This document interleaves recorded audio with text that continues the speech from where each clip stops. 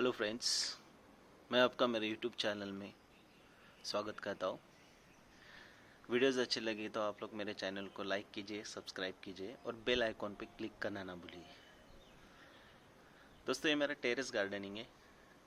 आप लोग terrace gardening के आइडियाज़ ले सकते हैं कि किस तरह से आप लोग प्लांट्स बढ़ा सकते हैं।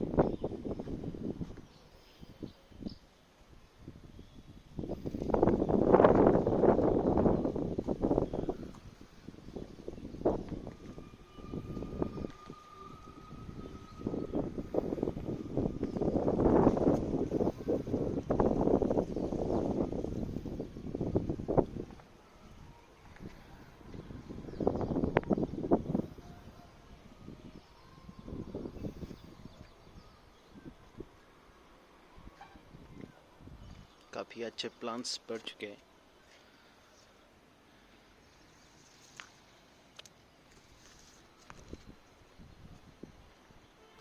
ये लेमन का प्लांट है, कलकत्ता बेस्ड लेमन प्लांट।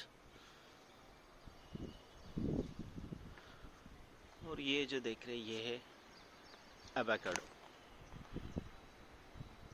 काफ़ी बड़ा हो चुका है। उसका फ्रूट भी देख सकते हैं।